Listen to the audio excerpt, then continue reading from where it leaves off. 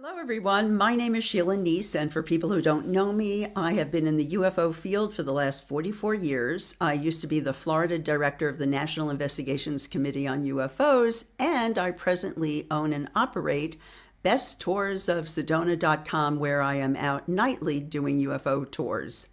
Sedona is a very special place. Fortunately, we have the type of ground that has many, many crystals in it. Sedona was underwater for 20 million years, and because of that, we have a unique feature that we have a lot of portals here, which really attract beings from many different places. We probably see more ships here than in most locations around the world. Typically, we see about 100 ships a night.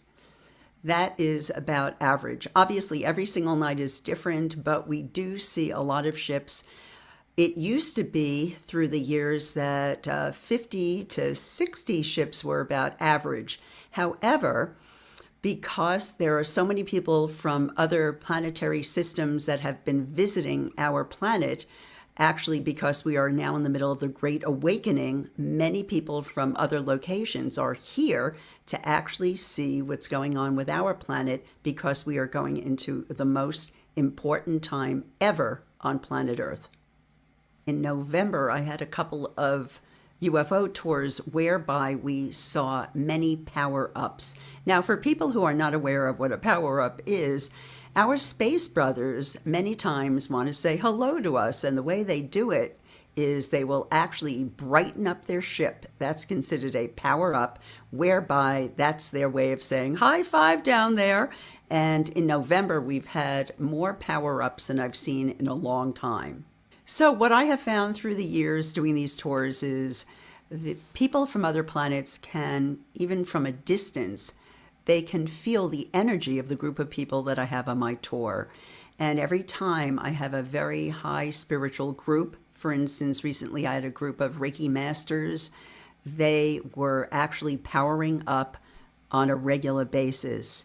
And I will tell you, they would slow down a little bit and power up right on top of the group, showing us that they really do want to connect. And I know this is true when I have people who are very spiritually high up there. I will say that 2024 has been a standout year. I have seen more ships this year than any other time. And as I had mentioned, actually, I know it's because many beings from other star systems are here watching planet Earth. However, one night I had a particularly amazing tour. I had people from a large financial company actually who were on the tour. Many people were not believers prior to the tour. Some of them were. But I will say they were all very anxious to get some answers that night. We had a few power-ups. One particular power-up, there was a ship that came in very low, sort of hovered over the group, and then brightened up its ship like I've never seen before. It was so amazing. I was so blessed. I actually was contacted the day later from the head of the group saying it really changed the minds of so many people who were on the tour. People who were non-believers previously are now total believers. So I want to thank all of you who have tuned in today, and I hope you're having a great time today. I know it's holiday season. I wish you all the best, and I look forward to sharing more information with you again soon. Greetings, Galactic Gangstas. Ty here, your local neighborhood-friendly celestial sorcerer, and this is a synodic space weather summary for our solar sky daddy star, Sol, for the week of December 4th through December 11th. The activity on our star has been pretty chill through the beginning of the week. Papa Sol burped out some smaller solar flares, but with very little impact on the planet. The most significant solar sassiness didn't spew out until December 8th, when a massive X-class 2.29 solar flare erupted from the sun. This eruption did not have a significant coronal mass ejection our way, so very little geomagnetic impact was experienced. Now, December 10th and December 11th each had a high M6 class solar flare, but with no expected CME impact. Observing the very mild complexity of the sunspots currently facing Earth, it looks like solar activity will remain relatively calm. In other news, the sun may be in a quiet lull to give us some space from space weather so as to help process through other expressions of solar alchemy. Our sun is currently navigating through the constellation of Ophiuchus. And Ophiuchus is an astrological sign that wasn't invited to the cool kids table of Western astrology. But that doesn't mean his powerful role has not been felt. Ophiuchus alchemy is all about unity and wound healing. These alchemical themes have been bubbling up to the surface during this transit, possibly bringing any or all of the 7 wounds of humanity up to the surface for reconciliation. Now, we have seen some unexpected unity arise to the surface in an unconventional way by means of a lone wolf taking action with the intention to expose manipulative tactics from institutional structures such as the healthcare system. But that's pretty much it for this week. We'll be back soon to share more solar weather and celestial alchemy updates. Heart-centered, solar space sorcerer, signing out. I love you. It's basically where the king and queen used to get the water from. There was like a water mokulele there, and it supposedly comes from inner earth, the water. So it's like from the beginning of time. Is, like from the beginning is where this water comes from. And so they were going to take those crystals around that area and try to reactivate that. But of course, the fires, they had that whole thing still blocked off. Yeah. So, wow. Okay. Some of that. interesting fact about I bet there's some they, youth vibes in that water. Yes. Yeah. All the answers. I personally don't get a huge, like the ones that I've been given or played with, they don't give me a huge charge personally, but maybe they're fakies. I don't know. Maybe I have glass in my hand and I'm like, oh, Antara. I don't know what to think. I like it. So basically you can program them to whatever you want them to be utilized for is what I get from them. It's just whether it's glass or whatever it is, it's just like an object, right? Like it's just anything your intention. And these are not already programmed from the earth. They're, most likely they're just created. I mean, everything's created from the earth at some point, I guess. But you just use your intention to create it and use it for whatever it is that you want to use it for. Okay. That makes sense. I like the way we just started this. I don't think it needed to have an introduction. You can do the introduction now, but I think we should just keep this. Well, I am for all the things. We are in a retrograde state. I don't know where to look. I'm like, I got the my brain up on my screen. Do I look into the lens and be very intense to the public, or do I make eye contact with my Brady Bunch sisters here? But we do have a new beautiful face on the screen. So Bob, as Nat says, Bob, Barb, welcome to the stage, as StreamYard puts it. Welcome to the stage. I would love for you to introduce yourself, a little pinch about yourself and your background. A little pinch. Little pinch. Oh no, it's like just pinch it. Well, I'm glad to be invited to be with you guys. So I am coming to you from Sedona, Arizona, and just excited to be part of the Team Light Tribe and just in service to humanity. And I'm really excited about what we're going to talk about today, which I don't know what it's going to be, but it feels like something really, really cool. So I'm honored to be a part of the convo with you guys, you gals, sisters. Yes. And Barb is being very, very humble and holding back quite a bit. But Barb is a master of so many beautiful things, including essential oil, alchemy, and heart math. Trademark. Heart mac. I just said heart. I think I just said heart mac, by the way. You're a heart mac. Heart math. Trademark. teacher and guide and all of that, and also Air Force and veteran and nurse and so many other things. So I know I said a pinch, but I wanted a pinch more. That's all you got. No, there's many jack of many trades. They say like master of none, but jack of a lot of things. Like I jack into a lot of things. So and it is fun. It's been a really fun. Most of it is based in the heart, though. I mean, you guys know it's all like Heartful Integrations is me, and how do you help people to really reconnect with their hearts?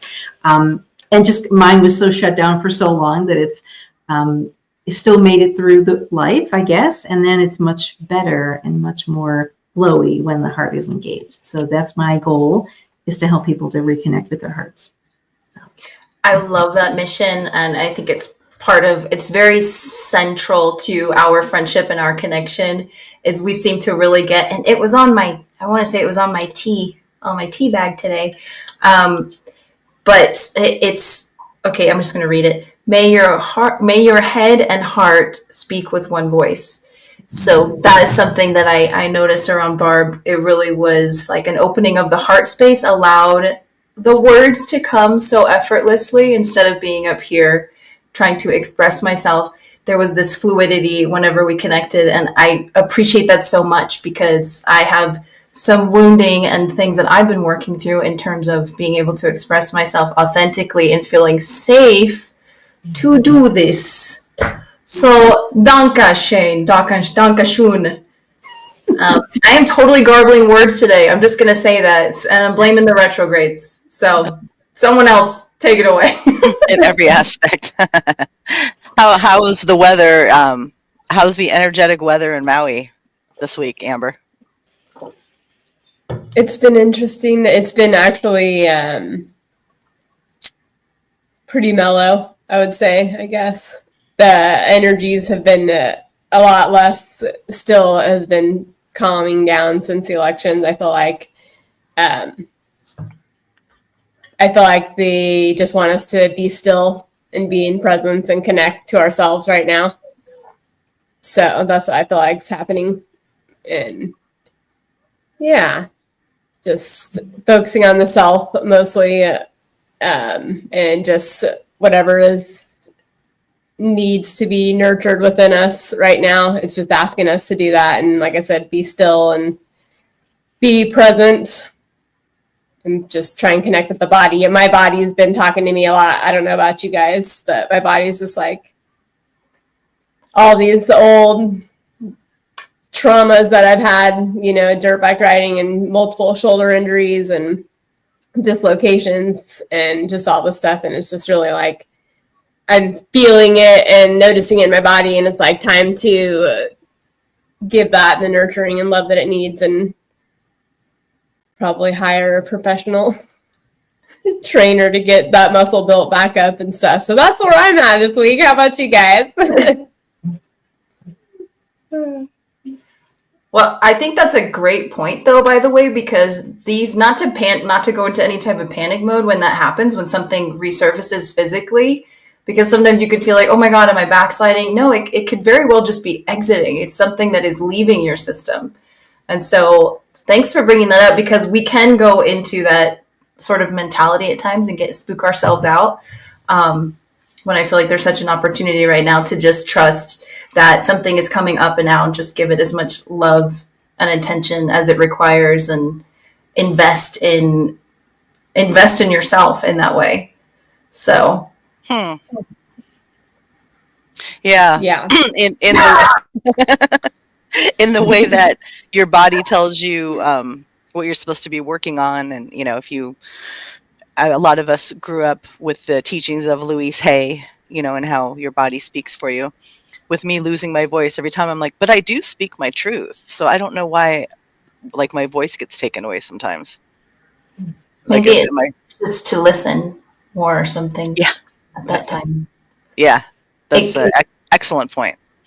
It could be. I know that that's happening with someone else I know right now, as they feel, again, with these retrogrades, it really is a time where you're going to want to go inside. And I think that's beautiful, because this time of year, the holidays could be really like, you can get caught up in the in the jazz of it all and feel really exhausted and burnt out. And it feels so much to me like, no, these retrogrades are saying honor the quiet time, listen, observe yourself.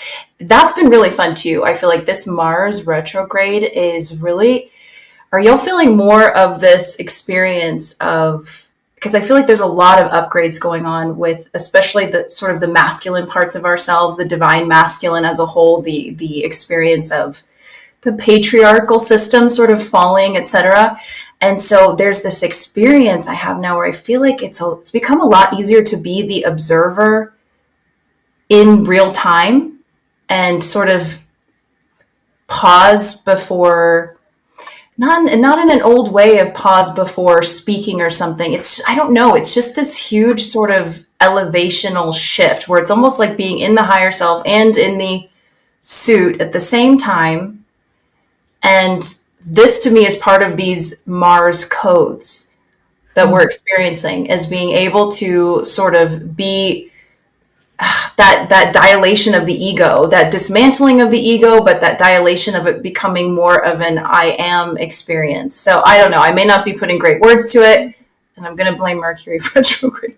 But truly, it's something like that it feels like right now. It's just it's more quiet. It's more pulled back. I feel more pulled back, and yet very present. Mm-hmm. Yeah, you know what you're saying, Shana. It's interesting because there's like there's a strength and a groundedness that I'm feeling, that it's like dig in, but not from a place of like pressure or like have to do it. It's just like this natural flow of being warrior-esque. You know, it's like you just stand in your presence and you're very quiet and you're observing, but you're still ready. I feel like I'm getting ready for something, like something big is coming. I think we talked about it the other day in 2025. Something big is coming, and it's not this wild, you're just like chasing this or going, you have to do all the things. It's just being and integrating and coming in and just going, bring it on, is how I feel. This is my personal. You know, you mentioned anger before, and it's interesting because I feel like sometimes I'll get bouts of it, but after hearing what Barbara just said, it reminds me it's when I'm taken out of my flow state that I get angry. So like it feels so good to be here that when the 3D comes, you know, knocking at the door or charging in or, you know, bursting in or whatever, and you're forced to deal with something that is not your thing anymore, you know, like something that we don't choose to participate anymore, which has helped us enlighten up and become more become happier pretty much when you've worked on a bunch of your shadow work and you let things go and the things don't trigger you anymore. Every once in a while that stuff does try to barge back in, you know, usually because someone else, obviously they're still doing their work, and that's when I get angry. I get angry that like I worked so hard to get here. So I guess the point would be, well, I don't need to respond, you know, but at the same time, I don't even want it around me anymore. And so that's when I get angry. Because yes, I want to be in a joyful state, in a flow state, like Barb said. Yeah. And then also not like me to repress anger for so long, or to just feel like it has no space, you know. Oh no, that's totally, I remember learning about the divine no experience where I just was like, oh, I have no boundaries, come on in, and then feeling so dishonored. And really that's when anger tends to arise, is when a boundary's been crossed of some kind, and perhaps it's on us for not stating that or making that clear, and that's a divine no, and that's a great thing to learn from, which I did. But yeah, I was mentioning earlier about having this Mars retrograde being exactly opposite my natal Mars in my chart, and so I've been having some rage dreams. It's been fun, but truly I feel that that's just stuff coming up and out of years and years of repressed anger, because I really had no spectrum or tools of how to express it. I have an Aries brother, which is so interesting, being Libra, he's Aries, and it always was just 0 to 1,000.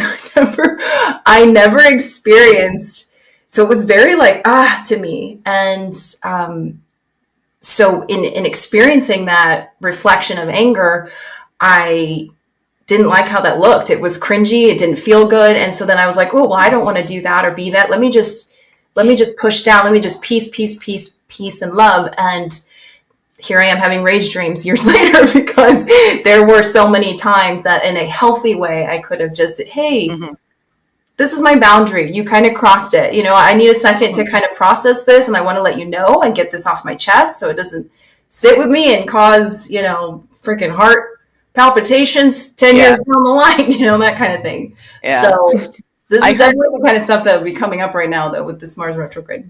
I heard someone on a podcast the other day say, and I thought this was really important, that, spiritual people get angry. Like conscious people get angry. It's okay. Like you're here for the human experience, and you have to speak up for yourself, and so people that don't tend to get angry, when they do, a lot of times it's perceived as like something's way more wrong than it is. It's really hard to get me there, and I don't know. So have you had a lot of experiences, Shana, where, or actually, I think everyone in here is pretty calm and receives. I would say no one in here is an arguer, probably. I don't think. Yeah. We all know. I got energy. Yeah. I come from anger. Y'all want to talk about anger? Yeah. Well, no. So like I have a lot of experiences where people who like to argue and who have a tendency to be angry, will try to get their point across to me. I heard it in the first 30 seconds. Like I got it, but I'm not going to react. And I don't argue. I don't react. If you want to talk about something, we'll talk about it. And that tends to make them more angry. And then they mansplain all this stuff to me because I think they just think I'm not getting it when I'm totally getting it. It's just that I don't participate in the way that you're like, the louder you get, the quieter I'm going to get. I don't know. So what did you learn, Amber, from coming from an angry place, an angry childhood? My mom told me I was born from anger, so that's where it started. Basically, I was conceptualized through anger, and then got to experience that through birth and through childhood, and come out of that. And it did cause me to suppress my anger at times in my life, and I believe that's probably what caused the endometriosis, partially not expressing my feelings, because I just would have to keep the peace, right, and be the peace bringer, and the one that's the calm one that has to figure everything out, that's and in a very chaotic environment, just drugs and alcohol and constant just not knowing it, just no safety, financially or any other way, or just so. And my parents, that's how they communicated, was through anger. And so I just, had to feel that, and being so sensitive as I am, it was just like very intense for me. But you also read every room you walk into, huh? But there was points where, I obviously took on that anger pattern, and then I would suppress my anger, and I'd be angry for like 3 days straight. I remember it would just be like in a rage. It wasn't anger; it was straight rage. And it would just last 3 days. And working in the hospital and just doing it all came from suppressing how I was feeling and not doing what the God source fractal within me wants to do. It was like what I was programmed to do, thinking that this is how I'm supposed to be and be in this environment. And it was the environment that was literally like killing me, and then the anger, and it causes all the dis-ease in the body, which can fester into all kinds of things, right? Yeah.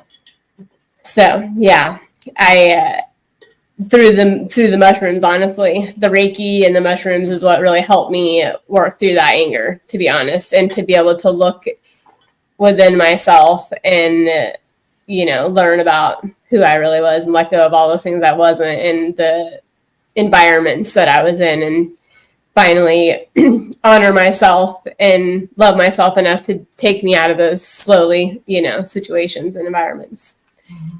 And then, learn boundaries. Yeah. Yeah. Well, Barb, what does a heart math Boundaries. say? That's Yeah, no, that's what you're talking about, Amber. So true. I mean, same thing with anger. People are like, there's no way you would ever be angry. I'm like, oh, hell no. If my husband was here right now, he would give you a whole earful. He'd be like, oh no, let me tell you. But it was rage. It was like that quick and just throwing stuff and just like always agitated. It's like, who's going to piss me off today? You. And it was a baseline. Like we talk about in the Heart Math program. It's like, how does the brain wire? Anything that's repeated a lot, and if it's a strong emotion, it just gets hardwired in. And so that was my norm.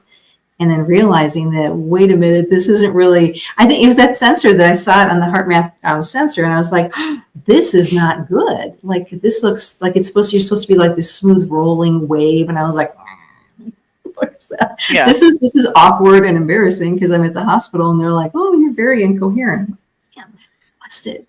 So that was how I started to, and I knew it wasn't good, but I just didn't know how to unwire myself. And so that's really what helped me, in addition to Reiki. What you're saying, Amber, too, is, the idea of like changing and giving ourselves hope that we don't have to be the way we were, how we were raised or imprinted. It's like there's just this huge empowerment that we can change and rewire and reprogram ourselves in whatever way, whether it's Reiki or energy work or mushrooms or anything, counseling, whatever it takes. There's just the point of knowing that this has to change, and then having tools to be able to change is so cool. So I think that's where, I'm just really fortunate, I feel, because I see so many friends and family that are still in that cycle where they're just in that spiral and they just don't know what to do. It's just, who they are. And that's the one thing I always like to think is like, you can change if you want to. Again, it has to be the free will of choosing, what do you want? becoming aware. For sure. That's going to lead us step. into the topic of what are you choosing? It's interesting. We mushrooms have come up twice, and so I was thinking maybe we should explain a little bit. Obviously, Amber, you are the expert, and I was going to give my input on how I felt like it's the reason that mushrooms work anyway. But why do you think it works to help work to? I'm going to stop talking. So what it did for me was I was so far in that anger zone, right? That low vibration, like from childhood. And I had no idea how to get myself out of that. And so I had no idea what I was doing in the beginning when I started working with the mushrooms. When I was 18, I remember specifically though, like there was a lot of drugs, around me. My parents were doing meth and alcohol, and my mom didn't drink, but my dad did. And again, it was just like the whole environment, like the neighbors, they were drug dealers, this, that, and the other. So, but I always knew within me, like not to touch anything that wasn't natural. There's just this inner knowing. And then I was always like, if mushrooms ever came to me, I knew there was something in me was like, yes, a full body, yes. And I had no idea why, and I was open to cannabis, but that was it. And, I wouldn't touch any of the other drugs and stuff. But anyways, it didn't come into my reality until I came to Maui.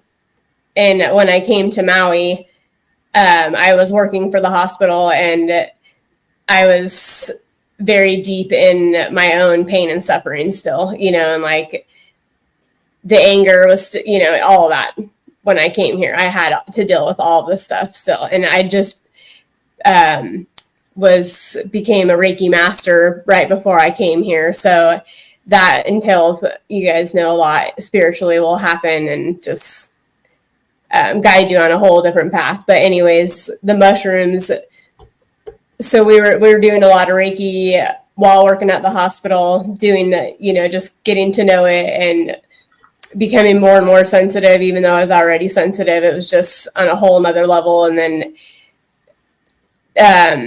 Jay, my partner, went to a party, and there was some mushroom tea there. And so he had drank it, and then he had done it once when he was 18, and he remembered, the feeling. But anyways, the mushrooms spoke to him and told him like, oh, you need to work with me. And so he eventually found the mushrooms on the island through his intuition, guided him to this cliff where there's cows, and we found a bunch of mushrooms. We had to learn how to use them, which ones were, psychedelic mushrooms, go through that whole process. And so we started Jay, my first experience, he just made me a little tea and I drank it, and not too much happened. I don't think I drank a lot. It was like my first experience. So I was, with my sensitivity, I was like, I only drank a little bit.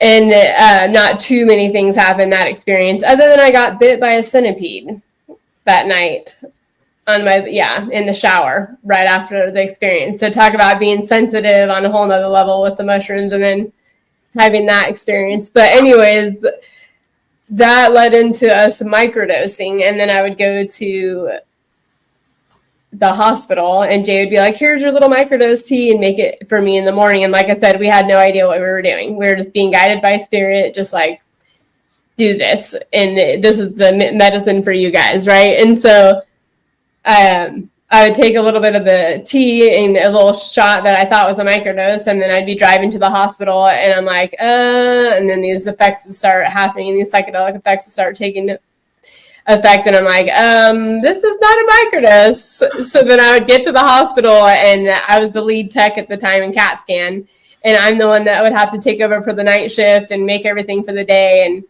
it was a learning experience, let's just say. So so throughout all that, though, I was having these inner knowings, like when I was a child, and just of who I really am, which I've known the whole time. It's just allowing me to see these programs from childhood and to see how they're patterns within my frequency.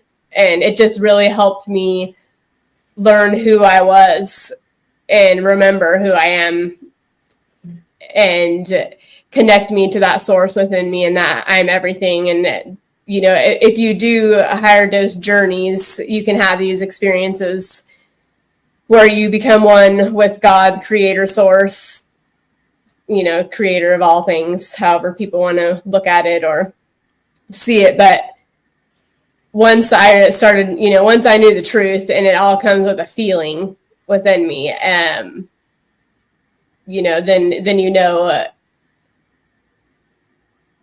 it's just, who you are, and that we are all that. We are all just source having an experience. We're just these little fractals that chose to come have these experiences, and there are experiences.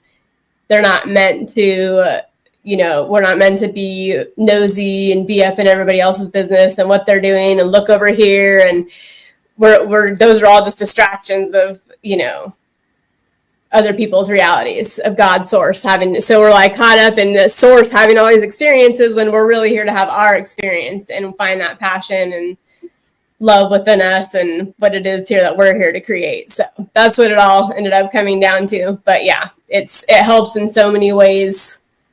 I just can't even explain, really. They call it magic for a reason. It is the divine.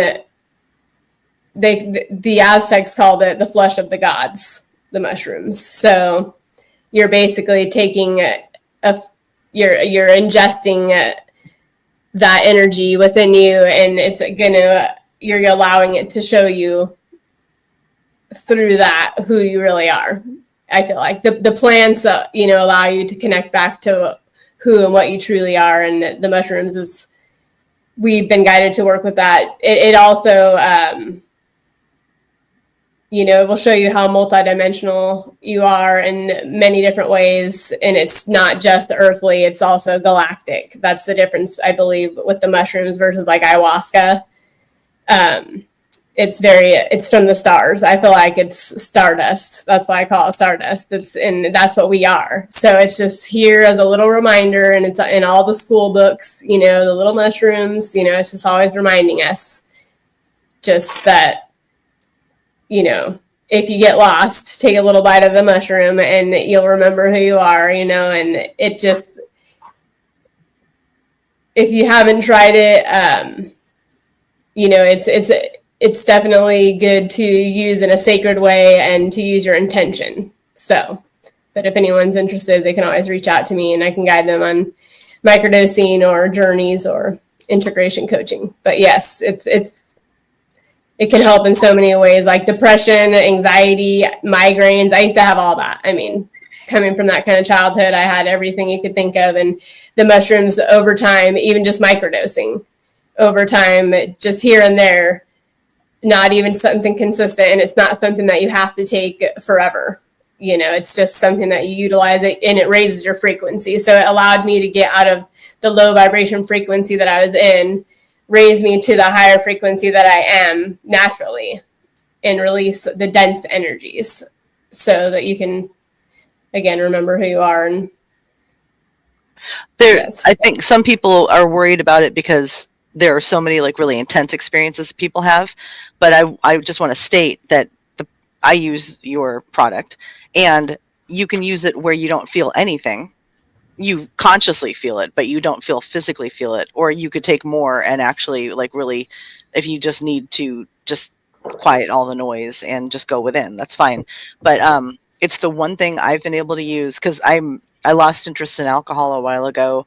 I lost interest in smoking cannabis every once in a while. Like I'm just not doing anything, which is fine. You know, it's great.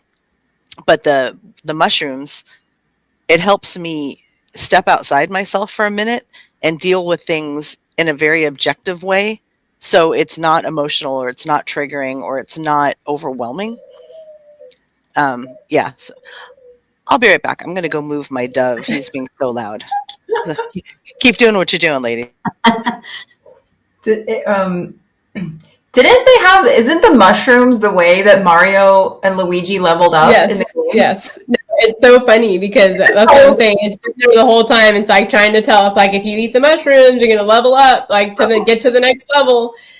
And it's good for people like me that were in such a traumatic state. You know, it's not for everybody, obviously, but it was something like that it took for me to, from a place of working in a hospital and having no guidance, right? Like, and I don't know, you know, I'm just like on my, literally just being guided by spirit. And it's so for the mushrooms to come in, they literally have opened me up to being able to connect to source and to be here now in the present moment and not, you know, be in fear and in that world where I thought I had to be. And it's just through that divine connection, and the mushrooms helped me get that. And like Barb's, you know, you said you want to be in joy and feel the joy. It's like I've been stuck in such darkness and just for so long. It was like the mushrooms helped me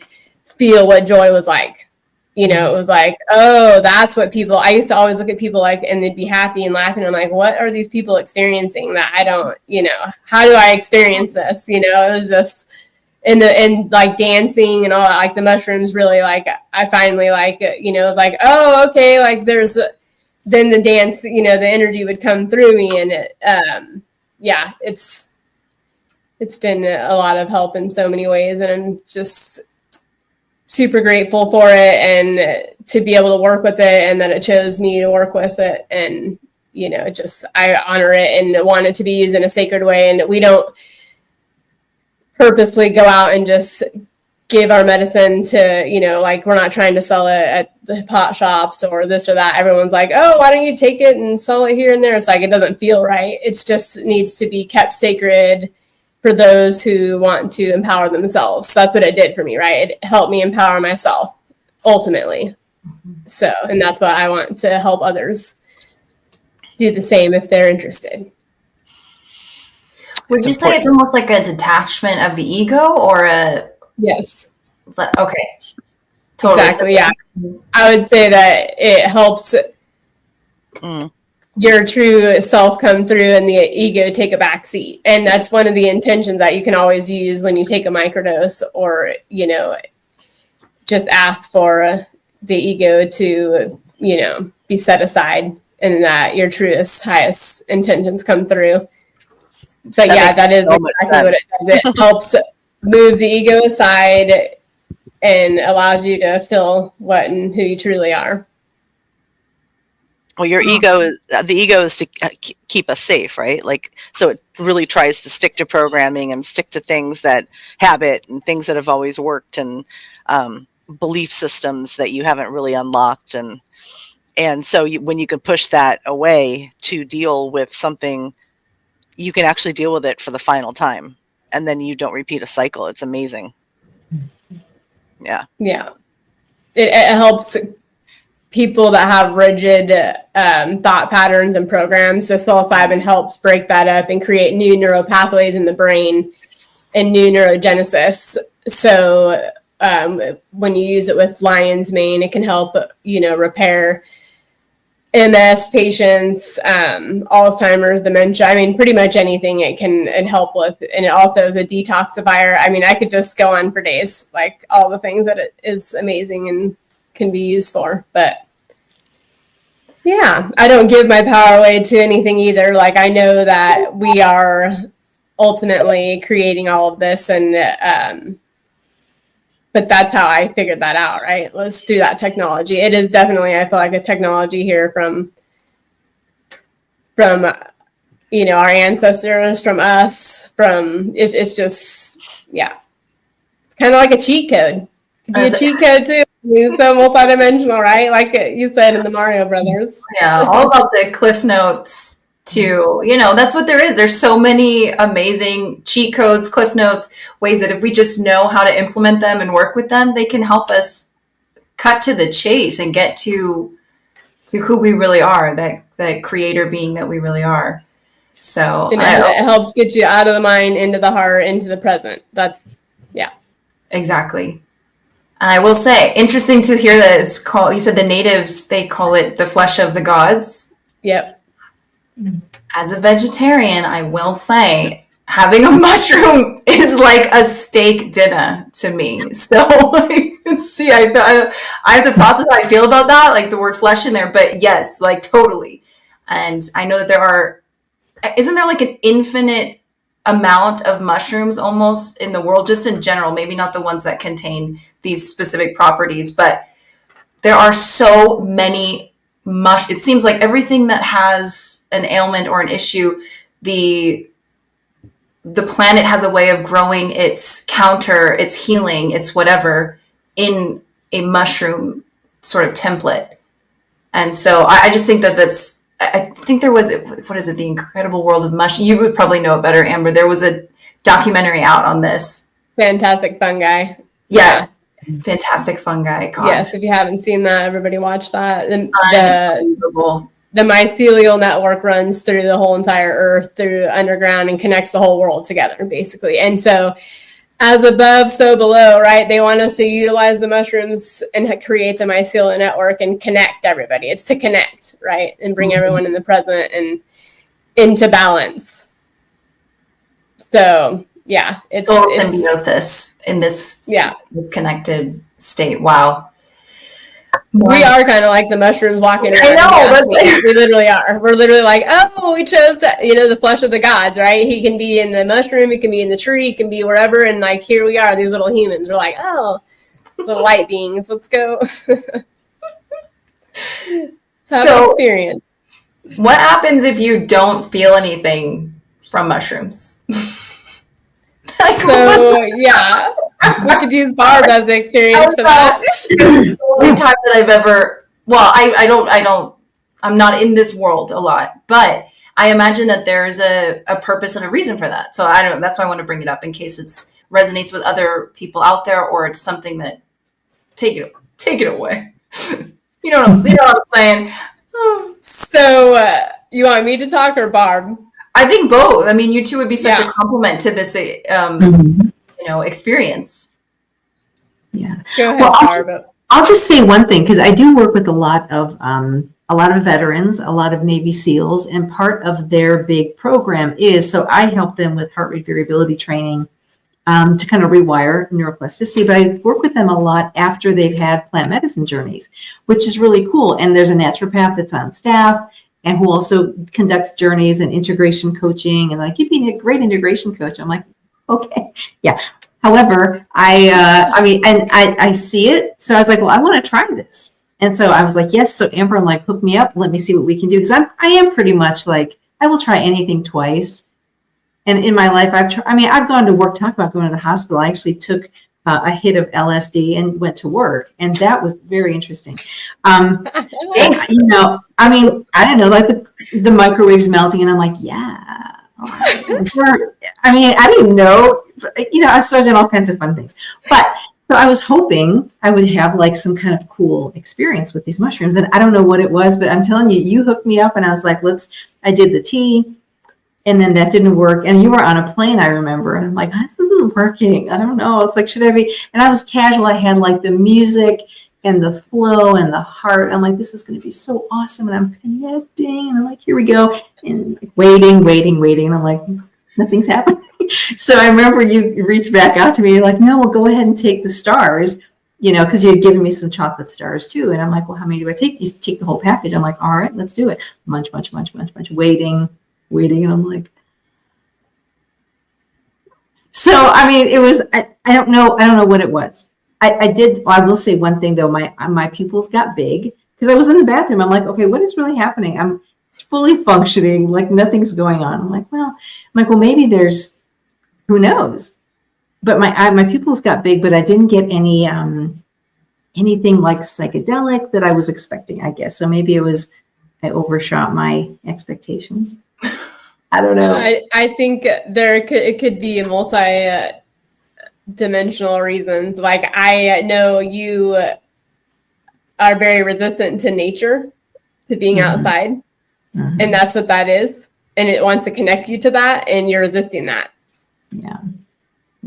That's interesting. Have you, Amber, guided other people who it didn't really have an effect like this? I have had other reasons for it. Some people's stomach don't convert psilocybin into psilocin, so that can be a reason. That's happened before. And so there's ways around that where you can use use lemon juice, and you soak the mushrooms in the lemon juice, and then that helps convert it. And then that's happened to where when they did that, then they did have the experience. It could be the ego. You know, I've had people where they have such a strong ego that they just don't want to let go of control. And it's not going to happen. And my sister's like that. She went to Burning Man and took acid. Anyways, we can cut this out. And yeah. She had, you know, she doesn't allow her ego will not allow her to have an experience. Let's just put it that way. You know, it's like she did like 2 tabs or something and then barely start to have the experience. And then she's just too in control, you know, some people just don't want to, you know, let go of control. That's, you know, I've had clients where everything is good. They're in the flow. The medicine's great. Everything is good. And then they'll get off at the table, and then all of a sudden their ego steps back in and doesn't like the way that they're feeling. And then like their fears and their past traumas all kick in, and then it comes into the environment, and then it just takes over. And it also, you know, there's a lot of things that can happen, and entities and this and that, but yeah, everyone reacts to it differently. There's all kinds of different things that can happen or not happen, you know, but there's when you use chocolate, that can also sometimes help, but that didn't help with Barb's situation. So I think and the fact that you told me that you were able to experience LSD in the past. Yeah, and ecstasy. I think, and that, but those aren't nature. Interesting. Mm-hmm. And you're very techie. Mm-hmm. You come from that. And so that's the technology that works with you, that you allow to work with you, versus the nature that you're, you know, and that whole aspect. I believe that's what I think it is, why it didn't. Yeah, and I think there's other options too, because there's 5-MeO-DMT, which I'm going to try as well. Yes, I'm saying it out loud. And the ibogaine, because that's part of the being a veteran, you get access to this stuff too, because it really does help. So I'm willing to try anything. I'm like, let's connect with source. Let's see what it's like.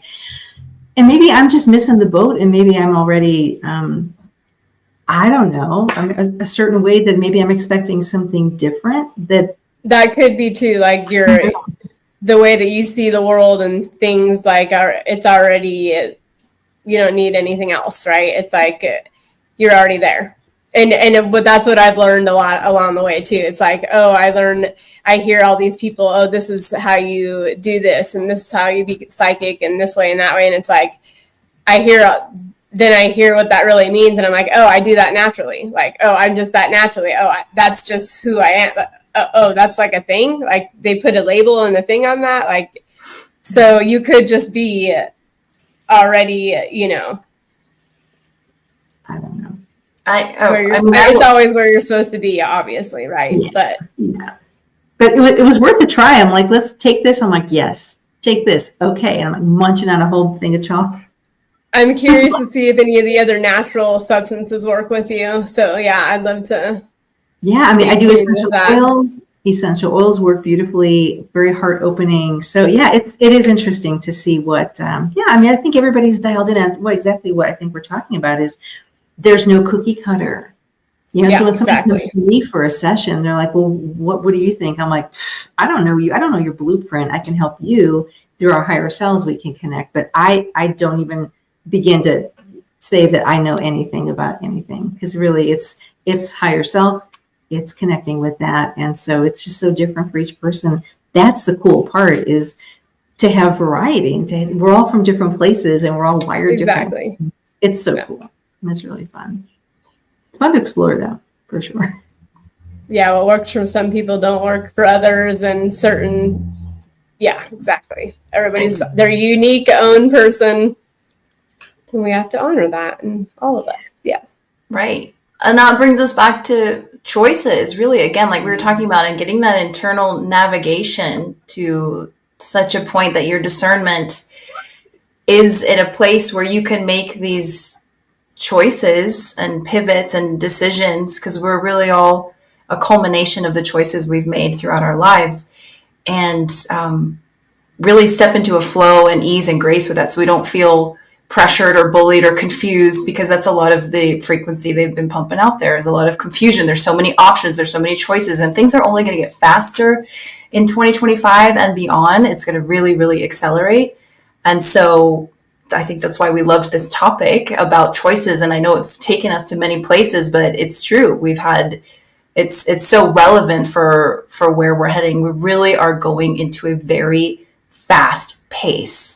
And so making these micro to macro decisions and choices in our lives are going to dictate the reality we're experiencing. And so anyway, I love this topic, and we could go on and on about it. And it's interesting to see how everyone experiences things differently. And I remember for me, I had like one and a half experiences or so with mushrooms and mushroom medicine. And mine was so subtle and gentle and beautiful. And I think I just saw a lot of auras and rainbows and like beautiful, like henna tattoos on my hand. And it felt so, but when I came out, a lot of opening flowers of life. And like Amber was saying, it was a beautiful experience, but I was also like, this kind of just showed me visually what I already sense and feel around me. So I didn't then feel very called to continue with that. For me, I did work with cannabis a lot in the beginning. That really helped me detach from my ego and have these level ups. And then here's the thing, then you level up and you grow outside of the frequency of where it takes you. And that's when, and if it becomes habitual or cyclical, or you feel like, I need to do this, you don't need to do anything outside of yourself. So when those patterns maybe start to come, it's like we need to step away from it, maybe make another choice. But truly, I mean, these are tools, these are wonderful things. And I think less and less we're requiring them as much, or we're seeing how to alchemize with them so that they really serve us and we don't fall prey to what I just described in the lower experiences of these things. So yeah, and the mushrooms is also really good for people that are trying to get rid of addictions. And that's with the veterans and stuff. It's really good for. That's so cool. And it's non-addictive.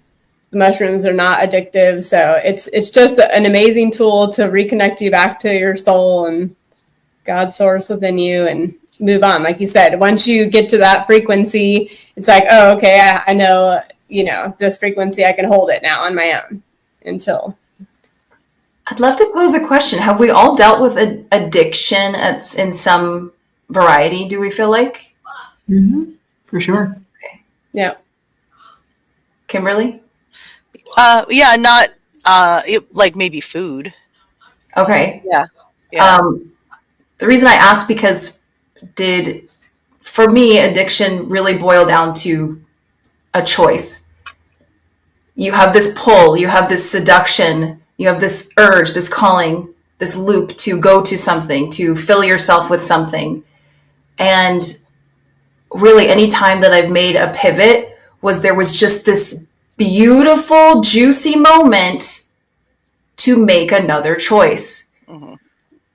Like when you get yourself to the gym or anything that you are exercising a new muscle in, that's really what it boiled down to for me in terms of stepping away from addictive thing. I really just, all of a sudden this beautiful moment came upon me, and I was like, oh, I'm feeling the urge, and boom, I am powerfully turning my vehicle into another direction and making another choice. And then those choices just accumulated over time, and it became a new pattern for me.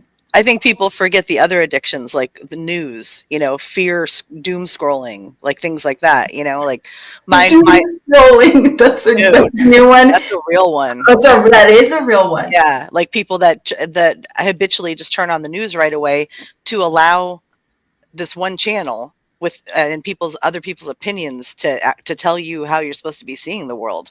That's so limiting, and it's designed, it's programmed to scare you and keep you paying attention to when the commercials come on, so those can program you. And that it's a whole thing.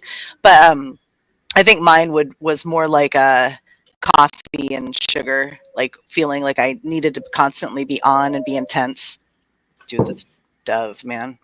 I know y'all can hear him. Yeah. Okay. So what addictions have you ladies dealt with? Ooh, so many. I know, right? I'm like, which one? Well, yeah, and even the addiction to being a certain emotion. So identifying with anger, that gets wired in. So it's almost like if we look at the amygdala and how it gets programmed to be a certain way, where it's like I was saying, it's like, who's going to piss me off today? Because I'm so used to getting the adrenaline and the rush of that, because it gave me power. And man, we talk about the heart, how it projects and it radiates all this energy. And you can feel it, like you can measure it 3 feet outside the body, but it goes way beyond. Well, Steve would say, he says, I can feel you a mile away, because when I'm pissed, I would just be like, rah. And it gave me power. It gave me control. It gave me energy. So that was one of my biggest ones. I had a bunch of others as well, but that was my biggest one in terms of, that hooked on a feeling even song. Yeah, because you're hooked on a certain feeling, whether it could even be toxic positivity, like love, love, love, love, love. Everything's love, love, love. It's like, whoa. That's not necessarily the case for me. So you think about, like, what's the balance? What's the, what's that alignment where you're in the middle and you're flowing and you're making choices to go, yeah, I might be angry at this thing. I'm not happy with that, but do I have to react to it? That was my big thing too, is I felt like I just was in a state of reaction and victimhood. And that can be an addiction too. It's like, I'm a victim, and that's what it is. It's like, wait, what? So unconsciously, so many unconscious addictions, like all of these emotions, our body gets addicted to the emotions, and then we unconsciously create these patterns and these situations where we get more of that chemicals pumping through our chemical factory that we are. And people don't even realize it. We don't even need drugs. We don't need anything. There's so many chemicals within us we have it all already. We're using it unconsciously though. And then, yeah, but I think that addictions all stem from lack of connection. Connection to others or the outside world or to yourself? To themselves first and foremost, right? Lack of connection to ourselves. And then once we fulfill that connection within us, then you realize you don't need anything without, outside of you. But yeah, it's just because from childhood, most likely, we create these patterns and programs to protect ourselves. And at that time, it helped us and protected us, but then it becomes, lifelong patterns and programs and beliefs and that end up that are toxic, that we end up eventually learning that aren't so good for us. Yeah. It's almost like we get addicted. So as soon as we realize something makes us feel better, that's how people get addicted to drugs. But feeling like, oh my gosh, instant gratification. And so then we're programmed to not deal with our problems. So we're programmed to go to other vices or big pharma or complaint groups or a therapist for 5 years. Like, I mean, like if you don't deal with the problem the first day, I don't know, then, okay, again, I had to say this on the last one. If people going and talking things out with someone is fantastic. I'm not saying don't do that, but the only way that we grow is when we become uncomfortable. And so if a situation comes up that makes us uncomfortable, instead of going to an addiction or something that helps remove you from the situation, which means that you don't fix it at all, and it's going to come up again, by sitting with that issue and realizing and making a choice, Shana, like you said, if you choose to deal with it, as ugly or uncomfortable or squirmy as it makes you, if you deal with it, you're going to break the cycle. It's not going to constantly come up like this. You're going to identify the choices that you made that led to it, so you can stop making those choices. And like me, like get off coffee, get off caffeine, get off things that make me feel like I'm constantly racing and feeling overwhelmed. Because you don't make good decisions in that state. That doesn't lead you to happiness. That just keeps you where you're at. So when things come up, the reason we even brought up this topic is you had texted us and said that you're having a weird day, and you were questioning in a voice note. You said, I'm wondering why people are making certain choices. I don't remember exactly what you said, but it was along those lines. Or what choices are you making? I think you actually said that. And I was like, wow, that is it's so simple, but it's so profound, because how often do we actually say, what choices am I making right now as to why I'm upset or why I'm sad or why I'm angry, the answer is always you. Every single question we ever have, the answer is always you. And so if you, instead of turning to a device or, whatever, a glass of wine, whatever people do, and instead of turning to that, just sit with it for a minute. No one wants to do it. No one wants to do shadow work, but just sit with it for a minute. Don't go to instant gratification. Don't go to something that comforts you immediately. And I'm not saying be miserable all the time, but like every time that situation comes up, and if you stop and think about it, that situation probably comes up a lot. Every time it comes up, it's your opportunity, like you said, to go and take that vehicle into a completely different direction.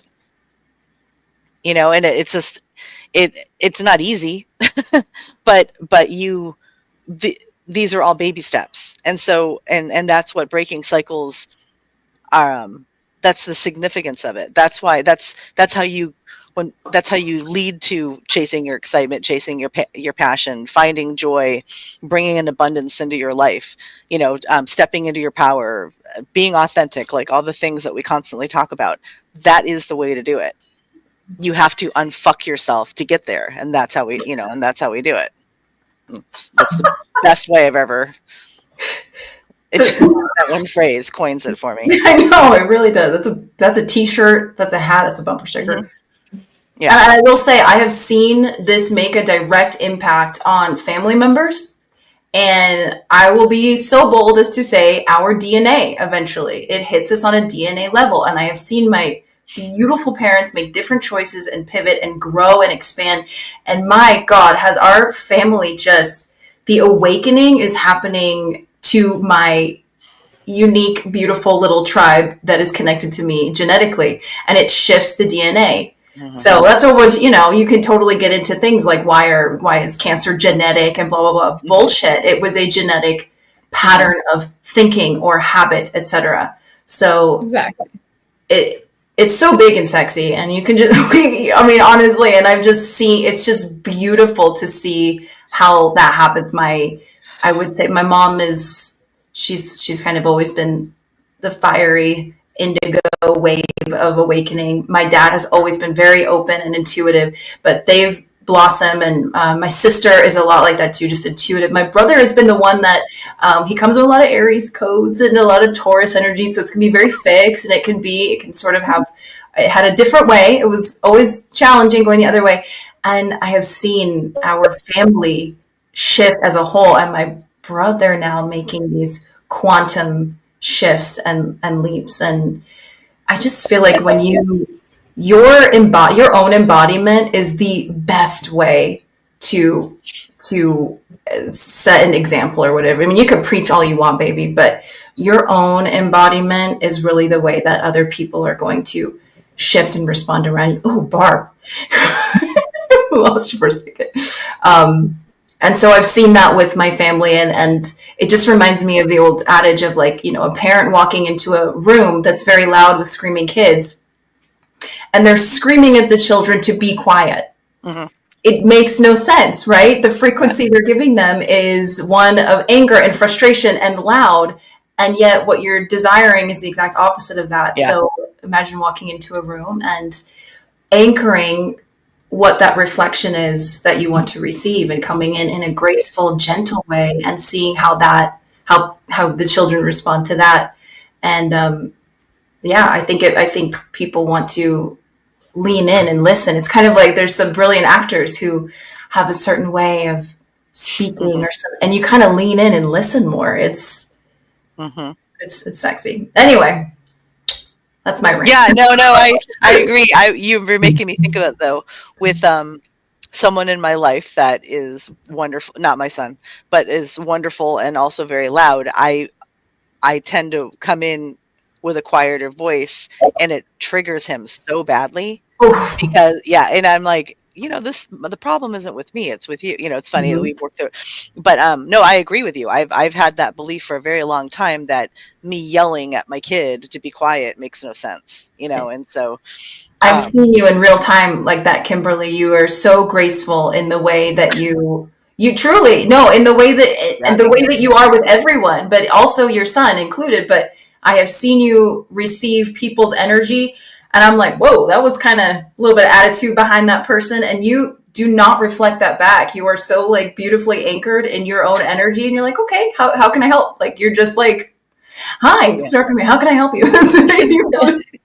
Yeah. So, yeah, I've seen it. Same goes with you, Shana. So thank you.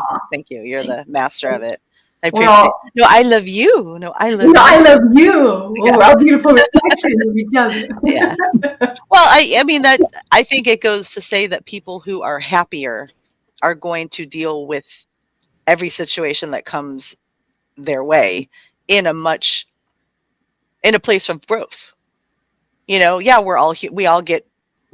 have our moments, but especially if we put ourselves in a position where we're showing up to help, to assist, to make sure that everyone else around you is having a good time. I've been working on the idea of power. I've been thinking about the idea of power a lot lately, and how it's interesting how people are given power. The ones that abuse it, it's a false sense of power. And then the people who are ready to receive it, because they're not going to use it in the way that most people think of the word power, but they're going to use it because they are a powerful being who knows how to make things better for everyone around them. That's when the privilege of power is received, right? So I think there's two different versions of it.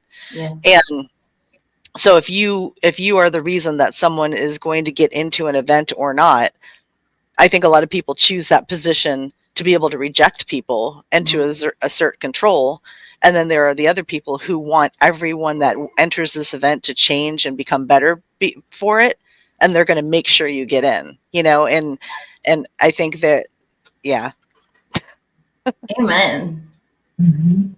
I mean, my Mars and Aquarius is like, come one, come all, everyone. I want your weirdest, most authentic, wild ass self, because then I'm allowed to be that. Yeah, Because we for all sure. have to be For that. sure. Yeah. And then we all have way more fun. So I'm super. Yeah. Well, and everyone listening, look up the term victim consciousness. It's one of the best hacks to figure out why you respond to things the way you do, and why you allow others to treat you the way you do, and why you seek your information from certain sources, and how you can overcome that. It really changed me about a year and a half ago. I heard that term and I went into a deep dive of like understanding that. And because it was such an epiphany, everything after I understood that term, that was my lens for like a year. So everything that happened to me, or everything that I attracted, I saw it through victim consciousness, and I immediately got out of being the victim. And I also didn't have to fix everything after that too, which we spent a lot of time doing that too. Yeah, that's very the lower notes of Piscean age that we're stepping out of. So we've collectively had to look at this victim martyr game that we played for a while. So it's nice to be elevating out of that.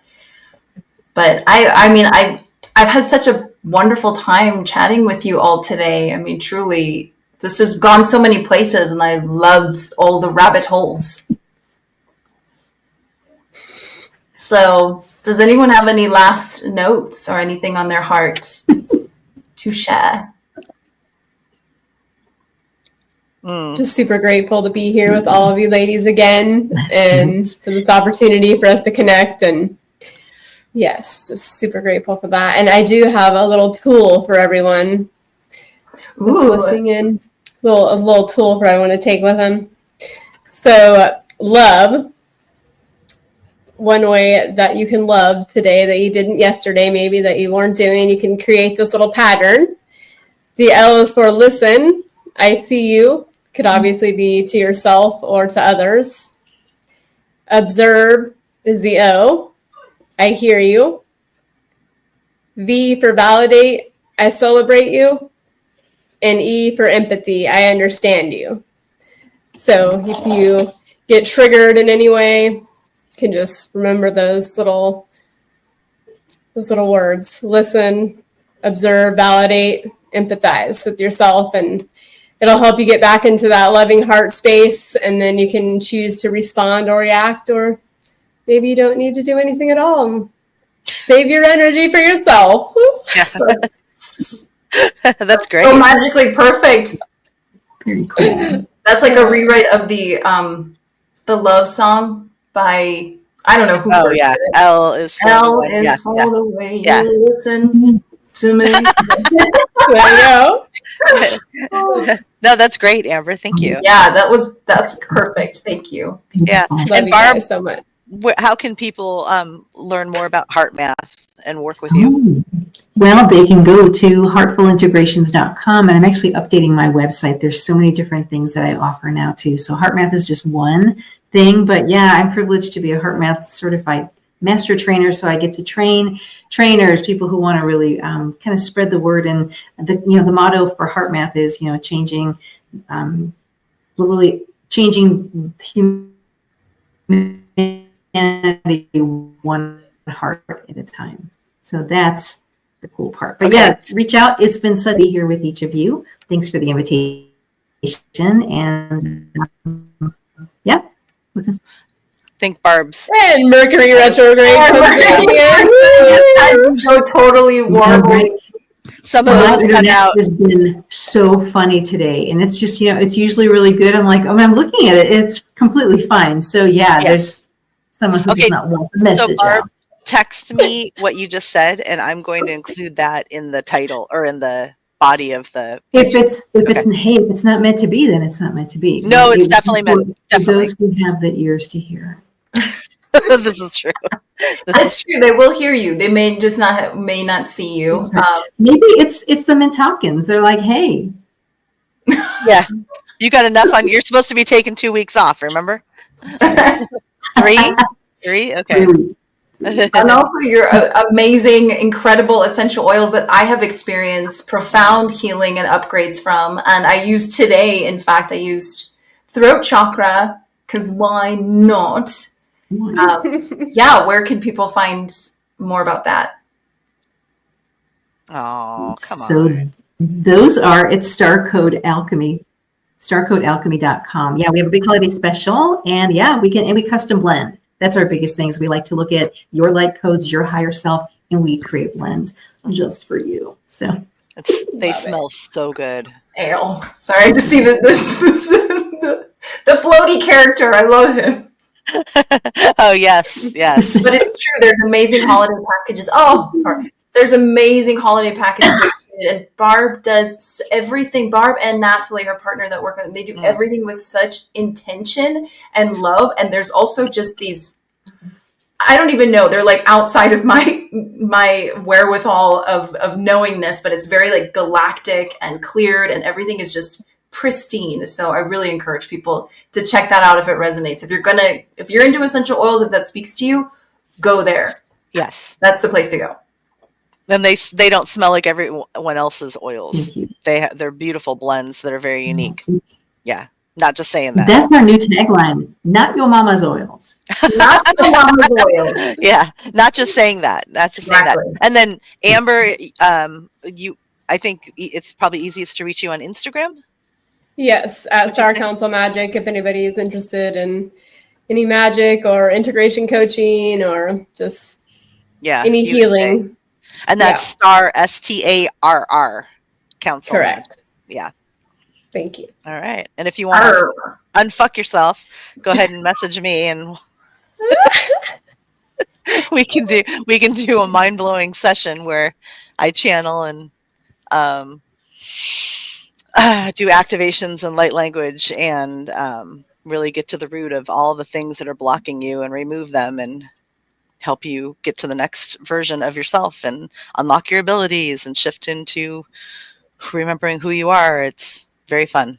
Yeah. And Kimberly, your sessions are so all encompassing. The information can come from like galactic perspectives, angelics, multidimensional. I know my mom had an experience with you and it was like amazing because it's just like, oh my God. Do you record your sessions? Because I know that the information comes in so fast. Yes. Yeah. I just tell you stuff for an hour. Yeah. I ask everyone if they want me to record it, and then they can keep it. So actually, Shana, you and I should do one. I do. You had a dream about. I had it, and I like that. Like that felt like a session. I was like, I feel so seen. Yeah, and I really did. I mean, what you picked up in that it spoke to me in a very personal way. Yeah, it spoke to me. How about you, Shana? What about your magical gifts that you have for the world? If you want a hard-on, come visit me at hardonradio.com. I don't really know. I'm a Renaissance woman. I'm into a lot of different things, and I think really just I come from a background of entertainment and joy and play, and I love astrology. And so you can follow me and see what I'm up to. But I really am just here to infuse, I think, play and creativity, and I love up-leveling and promoting other people and things that I'm passionate about. So that's probably what you'll get if you hang out on my channel.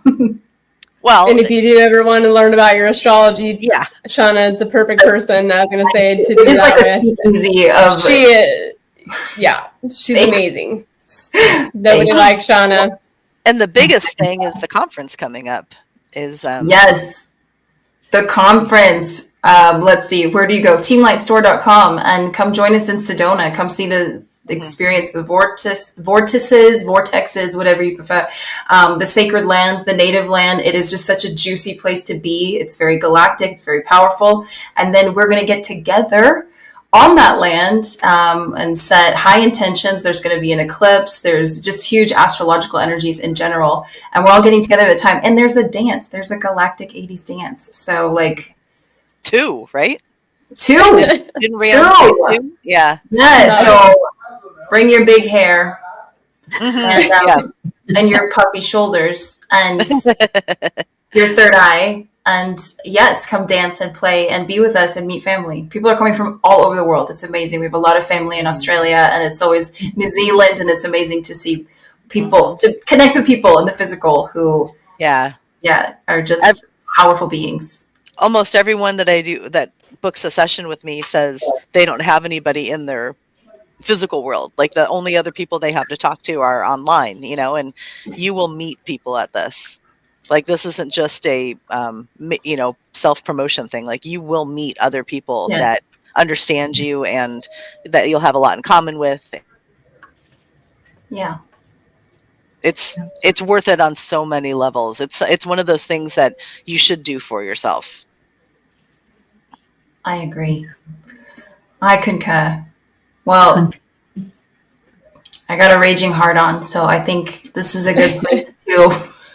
That heart chakra is just expanding, and I really do. Thank you, everybody, for tuning in and being with us, and all of you for just being present, being here, and doing the mission on days when it's really not easy to. So.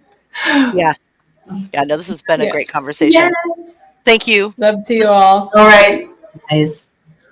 Bye, everyone. Hands. I don't know. Bye, everyone.